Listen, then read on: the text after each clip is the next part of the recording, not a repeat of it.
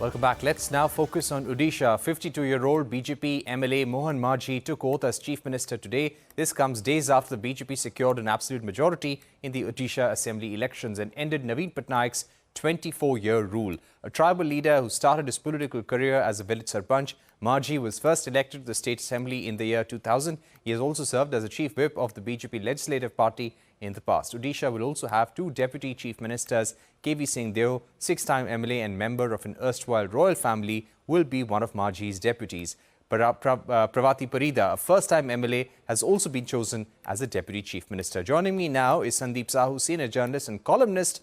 Sandeep, thank you very much for joining us. Let me begin by asking you, tell us about the choice of Mr. Mohan Majhi.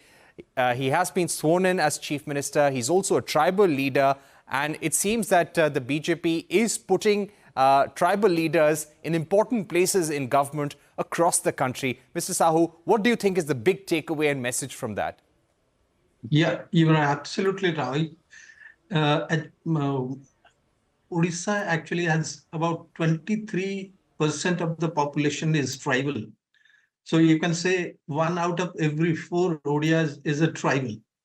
And by having Mohan Majhi as the chief minister, the BJP is certainly sending out a message to the tribal community that we have your interest in mind and in heart. And that was also the reason 2 years back, Mrs. Draupadi Murmu was nominated as a presidential candidate by the BJP to send out a message to the larger tribal community in the country. And one of the major regions he was chosen, Mohan Majhi was chosen as the chief ministerial candidate, apart from the fact that he is the tribal, is also the fact that they want to have the equations within the party right. The regional equations, the caste equations, and of course, the other equations. He is from the north of Odisha, from the Keonjhar district, which is a tribal district, mineral rich, but tribal district. And the party's major support base lies in the western part of the state. And there were at least 3 major contenders from western Odisha for the chief minister's post. And making one of them the chief minister would have perhaps caused a few problems for their support base in western Odisha. Maybe that is the one of the reasons Mr. Mohan Majhi was chosen as the chief ministerial candidate. And to balance that out in terms of regions, one deputy chief minister was chosen from the western Odisha, Mr. KV Singh Deo, 6-time MLA from Patnagarh constituency. And the second deputy chief minister was picked from the coastal Odisha, which has never really been a stronghold of BJP. It has always sided with the BJD since its formation in 1997. But for the first time, this election, many of the stalwarts of BJD have actually lost the election, and BJP has come to power in many of the assembly constituency, apart from all the Lok Sabha constituencies. So as a token of gratitude to the Mr. people. Sahu, I would also like to ask you the next question. Important point there by you that the government is trying to balance different interests. But when it comes to some of the first decisions that the Mohan Majhi government could take in Odisha in the days to come, is there any agenda that has been set as yet? Anything that you hear that they could implement as schemes or maybe launch new initiatives in the next few months? They have apparently drawn up a 100-day plan, first 100 days.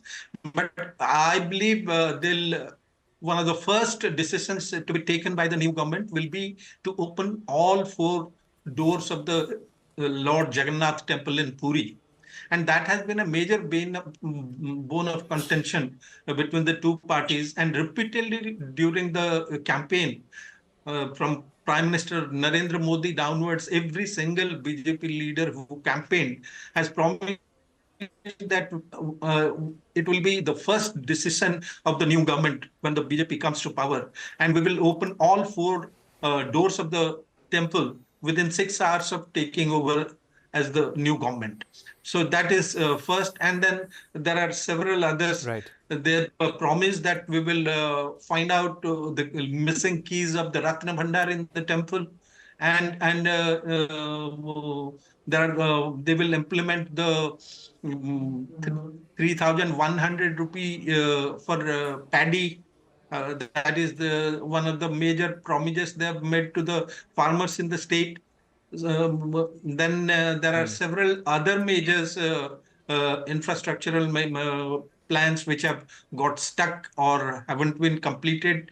They promised to complete them. So they've drawn up a 100-day plan for the new government. And we still don't have all the details of the 100-day plan, but I think we will get to know in the next 24 hours. Right. In terms of the likely cabinet contenders, how do you think Mohan Majhi and NDA observers, BJP observers from the central party have tried to balance things, balance equations in the cabinet? I've already talked about the two deputy chief ministers, and all regions have been given fair representation.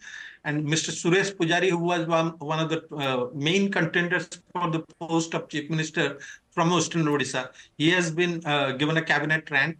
There are 8 cabinet ministers who are being sworn in today, and there are 5 ministers of state with independent charge who will also be taking charge today.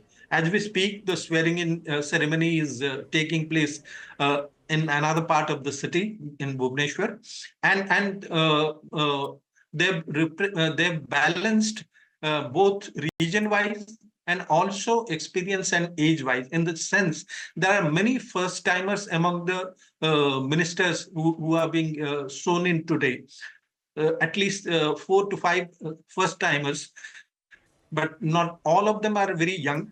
Some of them have fought Miss Prabhati Parida, for instance. See, though she is the first timer in the assembly, but she has been around. We're running out of time. Yeah, Mrs. Sahoo, thank you so much for that perspective. We're running out of time, but we're also getting live visuals from the oath-taking ceremony in Odisha, and we'll keep focusing on that. We'll get you more updates. It's an important moment in the history of Odisha politics. The BJP ending the 24-year rule of the Biju Janata Dal and Naveen Patnaik.